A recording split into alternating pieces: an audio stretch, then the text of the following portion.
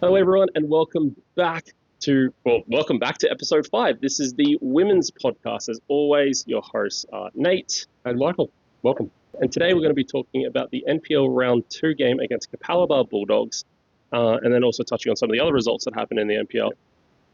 Surprise, surprise, rain is already causing havoc. Yeah, crazy, isn't it? And then in the second half, we're going to be talking about the massive double-header Lions game.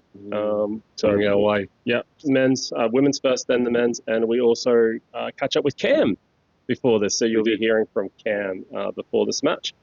As usual, just before we get started, make sure that you're following us on our Instagram, our YouTube, and our Spotify. So that's the Olympic FC _Ultras on Instagram and YouTube, and the Olympic Ultras podcast on Spotify. Make sure you're liking, subscribing, commenting, really help drive that engagement up for us. So thank you. Come and join the group. Make comments. Look forward to it. Exactly. All right, let's kick off, shall we? Let's go. First half. Olympic nil, Capalaba 1. A 3-minute goal by Shishikura. Yeah. Who, in fairness, was incredible. It was a good goal. It was very well taken. I can't remember who went down the left-hand side of the field, and they were surrounded by 2 Olympic defenders, and she still managed to get the cross in. Yeah. Pin perfect cross. Yeah. And she scored very well. Yeah. Just inside the pace between her and Ernie. So another early goal sees us go down for the second time in 2 weeks. So a little bit of a stuttering start. Definitely quality though. Like we definitely had probably more so in Eastern Suburbs than this one. I felt like we panicked a little bit. Yeah, I don't know. Maybe it was opposition. Maybe we had a bit to prove against Capalaba because they were our nemesis last year. They caused a bit of problems last season, the FPL one. But we've still got players coming back. I think overall, I was very happy with the team's performance. Yeah, sure, we scored, conceded the other goal, but we didn't concede any more after that. And we grafted back and we defended well and we attacked well. And at no point did it ever feel, much like the Eastern Suburbs match, at no point did it ever feel like we were out of control of the match. No, very much so. We definitely tried to stay in there. The girls played some good football. Yeah, no, we definitely did. Yep. Again, we've talked about it so many times. Capalaba just has this really good knack to unseat you and make you panic, or just to get under your skin and annoy you a little bit. Yeah.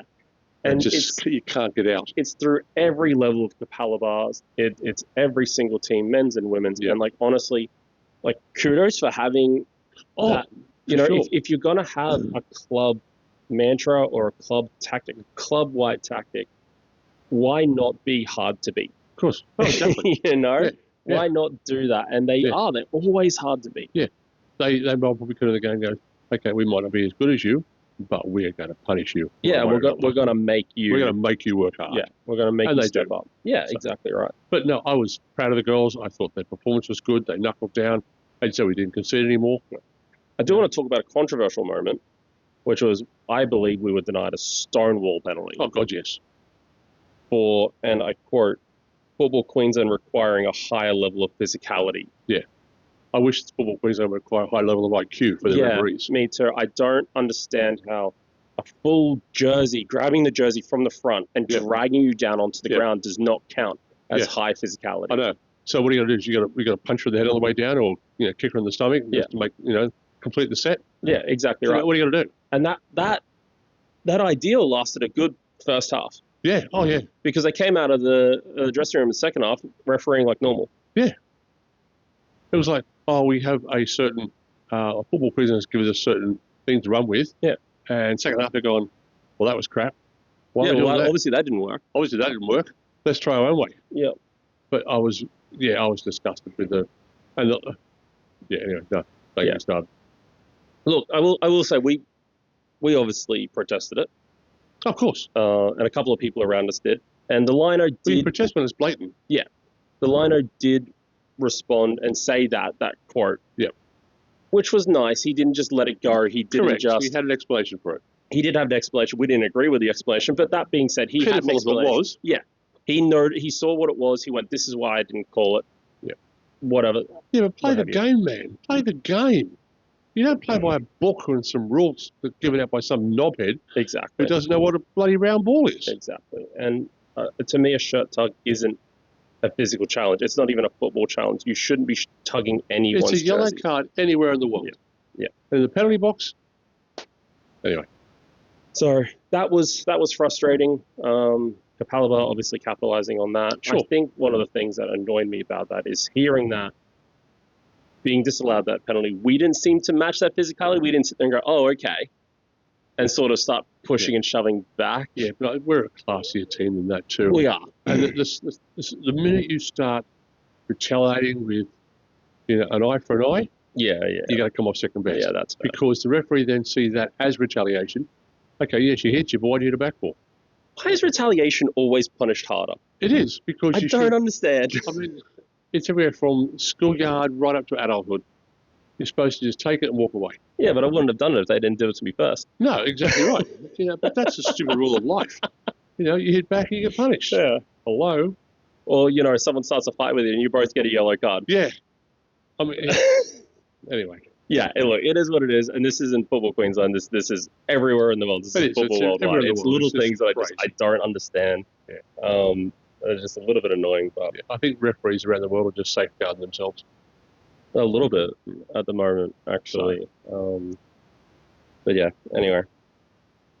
Again, it was a rough match. It was a match that I think on the night, at least you and I, we felt not necessarily hard done by, but we felt a little bit frustrated with because I think we felt like we should have won. I thought, when I was going into the game thinking we'll have this. Yeah. Because I know what talent we have. What talent we have, we thought we recruited better than they did. I believe so, yes. That might not be a universally held opinion, but I thought we recruited better than they did. Totally agree. Looking back on it, it definitely wasn't as bad as it seemed on the night. No. I think it was just a little bit more frustration. Yeah, as you go through each minute of that 90 minutes, it was frustrating. But when you sit back and look at it again as game over, take stock, it was a good performance. It was a good performance. Very good performance. It was a good performance. And I think we're not getting the results just yet, but I think we can take stock in the fact that it was a good performance and that we are performing at that higher level. Yeah. If we'd gone to round 1 last week and got beaten 4-0. Yeah. Going to round 2 and got beaten 3-0. Yeah. That's a very different storyline. You might go, well, things are a bit dodgy. Yeah. But we haven't. We haven't. We've only conceded the 2-1 goals. And we all know that early goals. The game against East was going to be a tough goal, tough game to start with. But I tell you, as we said in the last podcast, our girls held their heads really high in that game and we attacked them back. So, it's going to take a while to get that as patterns together because, let's face it, the gap between NPL and FKPL1 in women's is huge. Yeah. I don't care what you say. Yeah. There's a big gap. Yeah. But we have the quality to close that gap. We do. And we have quality coming back. Correct. We have players who haven't managed to play a full 90 or even play at all. There is exciting times ahead. So, Tia with suspension, Rio's in and out. Jess isn't even fully recovered, and she's coming in. And Jess is such a class player too. And she is. She's a fantastic player. So I think, this is definitely not our most evolved squad. This is definitely not its final form. Like, I think once everyone starts coming back, they start firing, that chemistry starts going around. And it's going to happen. It will. It will. It will happen. I can guarantee it. It will happen. And the best part for us is the fact that this is a very long season. Correct. We sit there and go, oh, we're over 2. But there's 25 more games to be played. And as you said earlier, that's 75 points in the bag. 75 points on the table. You win half of those and draw the others. Yeah. You're in a good spot. Yeah, you're doing all right. So I don't think it's definitely not panic stations. We're not hitting the big red button. We're not. No, far from it. We're not looking at any of that. They'll come. The wins will come. Of course they'll come. Yeah. Of course they'll come. I have no problem with that. Yeah. Yeah. So it's just about making sure that we stay into it. Yeah. And just keep plucking away and just keep finding those good moments and making those good moments a little bit longer and a little bit sharper. And you can see it on the pitch. The girls are starting to find combinations. Yeah. They're starting to play the ball up the flanks. Georgia, as ever, got a big engine in those legs. I know. Faith on the other side. There's some great talent there. I actually have a little bit of a head canon that Georgia doesn't actually sleep. She just runs. I think she sleep runs. I think she does too. Yeah, I don't think she sleeps at all. She's got a treadmill and not a bed. I'm sure. Yeah, she sleeps upright. Yeah. She's. Like on their girlfriend run. Crazy speeds. While we're talking about specific players, who is your player of the match for this one? It was a hard one.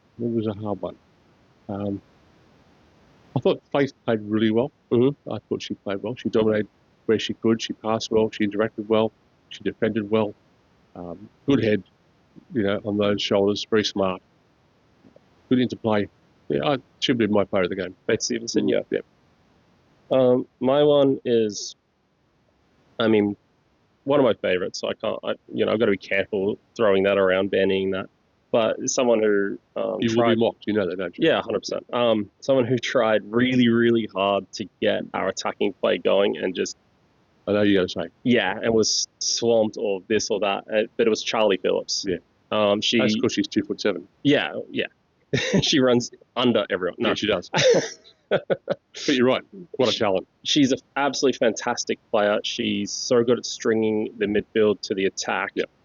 She was trying her absolute hardest to get us somewhere. Kapalova defend like bulldogs sometimes, literally. So, literally. It was a hard thing to do, but for the 65 minutes or so she was on, she did not stop trying she has to the ability to do Cruyff turns with the ball. I know, she's and incredible. Just hold the ball, and I saw her out turn a few of those players. It was just a joy to watch. Yeah. So, So for me, it's Charlie Phillips. But I do see what you're saying in regards to like the defense and Faith Stevenson. And, Vic again. I think we named her last week, but again she was on top of it. Kiz had a couple of moments where, as I still don't believe she's as old as she is. Yeah. I was disappointed with Kiz because she didn't slam dunk anyone on the ground.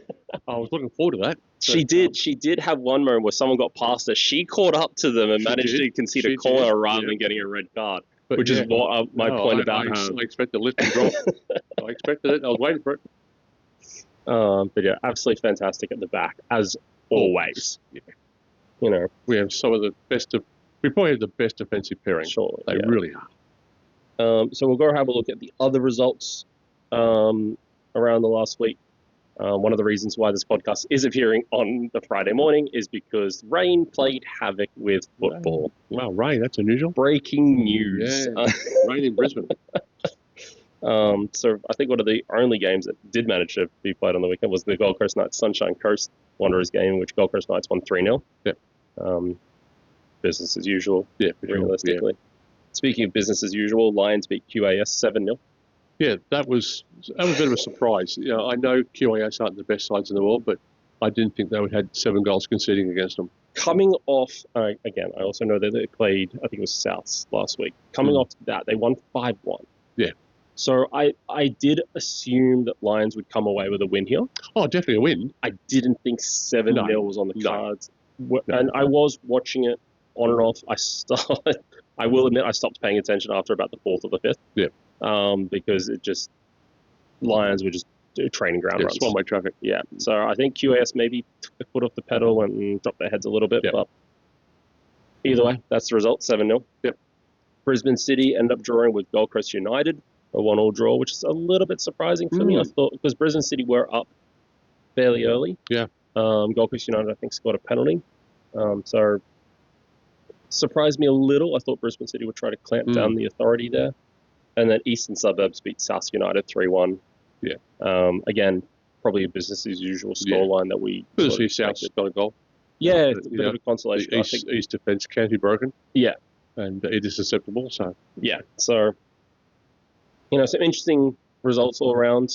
A little bit more diversity than the, 3 or 4 1-0s that was last week. Yeah, true.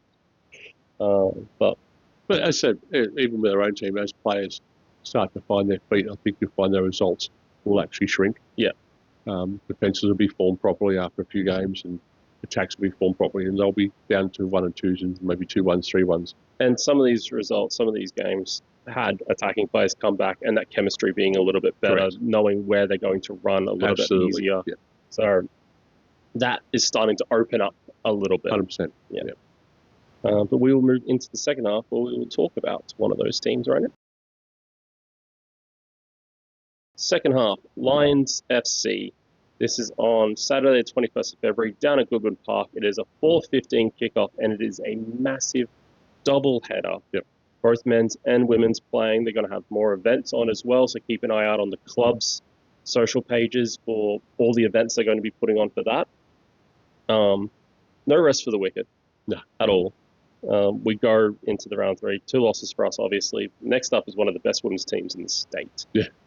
But it becomes a little bit interesting because Lions had to play like Tuesday night. Yeah. So they have less rest than us. So it does become a little bit interesting in regards to, especially on top of those hard training sessions and travel. Yeah. Could be a good thing. Could be a good thing for us. I do remember a lot of their bigger name players playing in that match. Not all of them. I think people like Anna Tomina came off the bench and things like that. So they definitely rested a couple. Yep. Probably helps that, they were playing QAS and they did manage to get a decent scoreline over them. They didn't need all their big name players for that one. No. So hopefully with that little bit more rest, with that little bit more training, we might be able to spring 1 or 2 little surprises over them. I think if we would hit them early, they'll buckle. Yeah.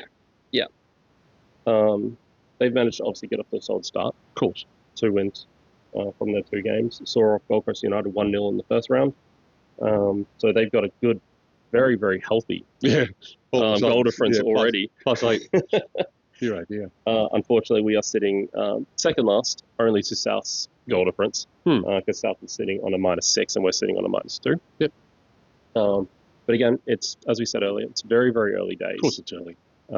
There's still 25 matches of football to go. We do play each other. Everyone plays each other 3 times around. So anything can happen. It's football. Yeah, and that's what I mean. You can't... If you can predict the game to exactly how you do, you win the pools every week. Exactly right. Yeah, exactly right. So, but it's one of those sports that just will throw a spanner, hit you in the face and go, crap, that didn't work. Yeah.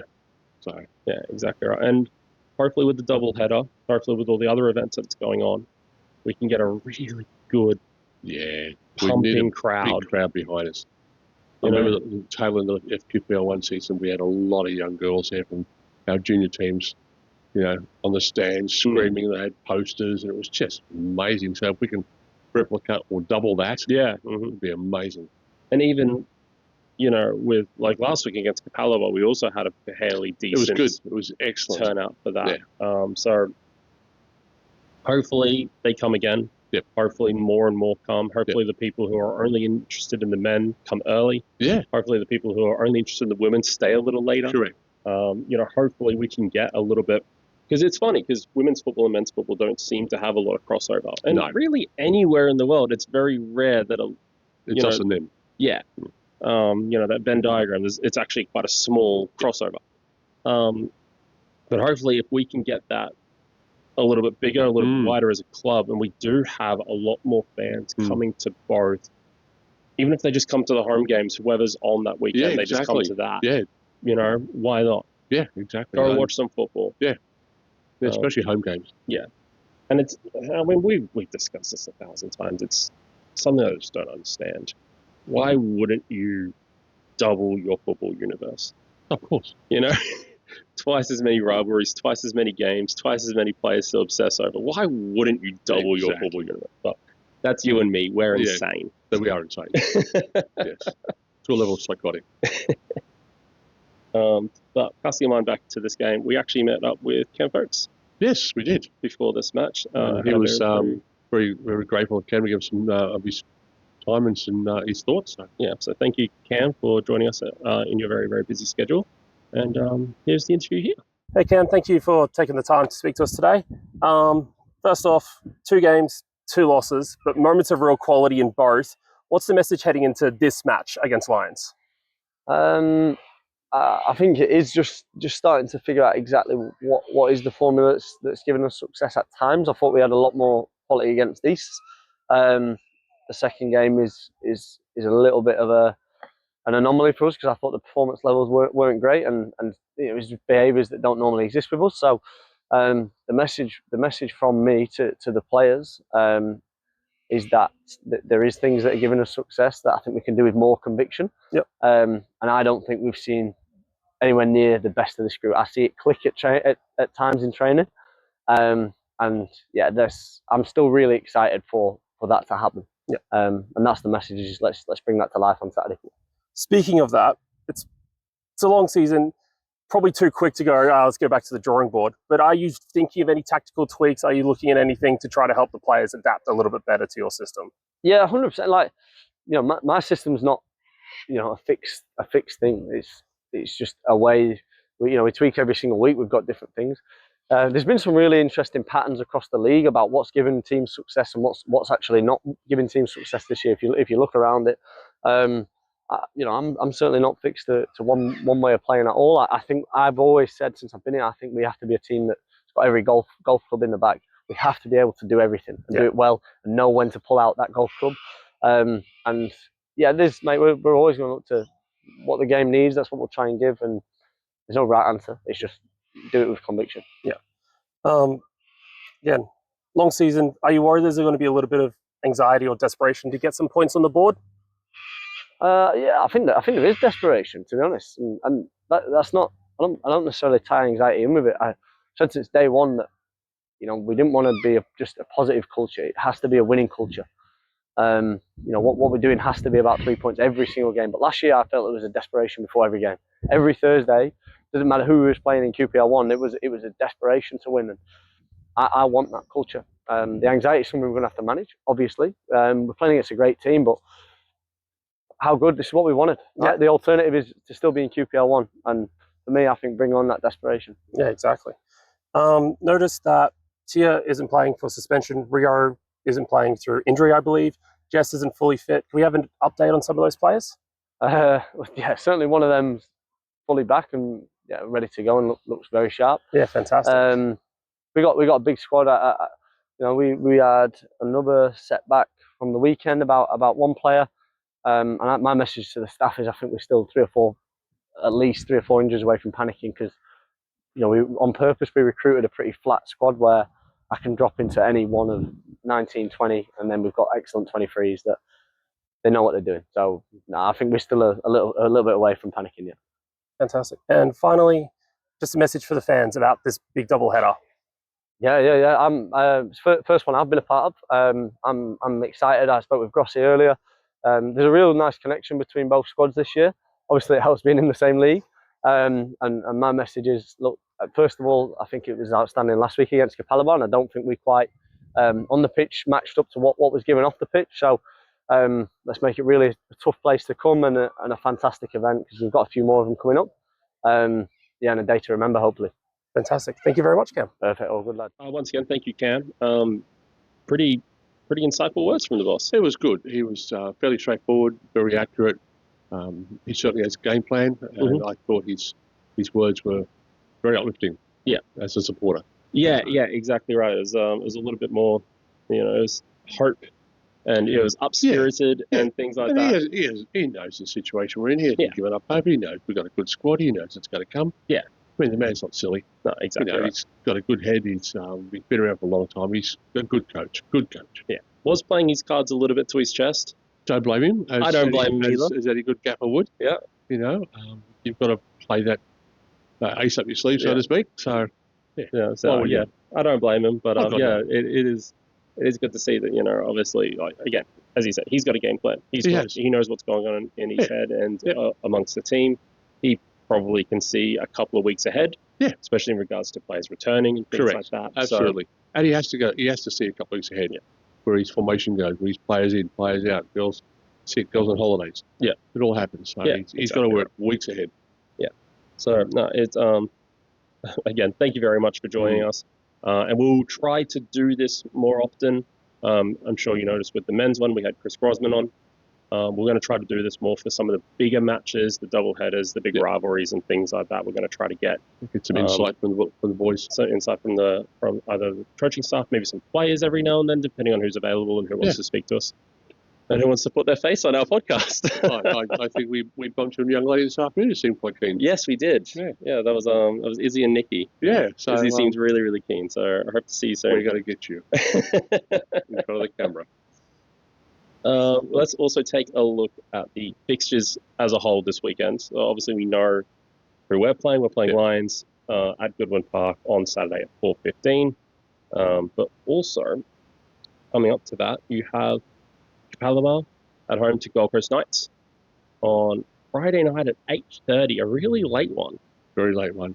But it's good, though, because it gives the Gold Coast Knights players to get up there and Yeah, at least relax before the game and warm up properly rather than getting there and going, oh, girls, kick off in 10 minutes. yeah, exactly right. So 8:30 is a good time, especially for Gold Coast, not so much for Callaway. But I always feel it's really rough to make the Gold Coast teams play on a Friday night. I understand you can't show them, like, you can't show any biasness or anything like that. But like, if Gold Coast have to go away to Brisbane, can you make it Saturday or Sunday? Like, we're a Brisbane team. You know, we benefit from this. Of course we do. But like, it must be so rough. Like, these players have other jobs, That's right, full-time they all jobs, and work, everything like you that. know? They got family members to suddenly drop all their tools and That's it. Got to head go up see the them. highway so they can get to Capalaba. Yeah. You know. But hey, It's a look, bit it rough. is what it is. Yeah, and you know, that makes it sort of fair for everyone Yeah, it anyway. does. So Saturday at 7 p.m. So after our game, Eastern Suburbs host Brisbane City, which will be an incredible clash. That'd be a cracker. That'd be absolutely Yeah. amazing clash that you will be missing out on because you'll be at the Olympic Yes, men's you game. will. But yeah, that'll be an absolutely fantastic great game match, to and watch, it's going to two teams that are going to be up there at the end of the season. Oh, God, so yes. really nice and early one for I that. can't even predict the scoreline for that one. No, who knows? Sunday, 3 o'clock, South United play Gold Coast United. That is at Souths or at Perry Park, I believe, because they're South Strikers now. Yes, that is correct. I'm As not. far as the women's side of things go. Yeah, I'm not too sure exactly what that partnership No, means or I does. saw the headline but didn't really read the story. So. Yeah. But So hey, look, if it's if going to you know, benefit, feel free to let us know. Send us a comment or a message. Yeah. if it's going to benefit both squads and benefit both clubs, hey, it's got to be a good thing. 100%. So yeah, that'll be at Perry Park. All South games are at Perry Park now. And then on Sunday at 4 p.m., Sunshine Coast host QAS, which should be fairly straightforward. Yeah, I think Sunny Coast will take that one quite easy. Yeah. Especially playing at home. Yeah, definitely. Yeah. And give the Sunny Coast boys something to cheer about. Yeah. Good luck. Go, lads. Let's go ahead. But yeah, so some interesting fixtures across the weekend. Yeah. Again, that Eastern Suburbs, Brisbane City on prime time, 7 p.m. Yeah. And Olympic versus Lions are the two big games for the weekend. Yes. Yeah. So again, make sure you get down to Goodwin Park, check out all the action, both games. I think the under 23s are playing before, both men and women, so it's going to be an absolutely huge game. There's rumors there's going to be a couple of Ferraris in the parking lot. There's going to be honey puffs. There's going to be all the usual Greek food on offer as well. Yep. An inflatable pitch for the kids to run around in. So face painting, I think, as well. We heard this afternoon is going to be face painting as well. So so yeah, definitely get down. It's going to be a massive, big family fun atmosphere. Massive afternoon. Free entry as well. Yeah, so, even better. Yeah, even better. Yep. All right. And we will see you there. You better believe it. But until then, Go Olympic. Go Olympic.